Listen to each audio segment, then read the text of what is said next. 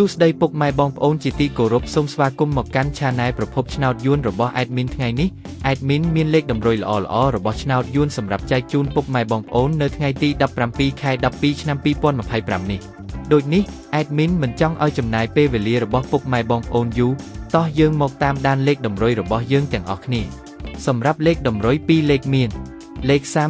37លេខ72សម្រាប់លេខតម្រុយអូស2លេខមានលេខតម្រុយទី1រអូស30និងលេខតម្រុយចុងក្រោយអូស70សម្រាប់លេខតម្រុយ3លេខមាន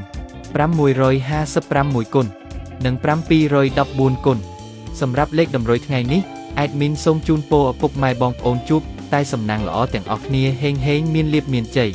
ជាចុងក្រោយសូមកុំភ្លេចជួយចុច Subscribe និង Comment ហើយដាក់សញ្ញារូបកណ្ដឹងដើម្បីជួយផ្ដល់កម្លាំងចិត្តមកកាន់ Admin ជាពិសេសងាយស្រួលតាមដានវីដេអូថ្មីនិងលេខតម្រុយល្អៗជាប្រចាំថ្ងៃជាមួយ Admin សូមគោរពលាពុកម៉ែបងប្អូនពីខ្ញុំបាទប្រភពឆ្នោតយួនសំណាងល្អទាំងអស់គ្នាសូមអរគុណ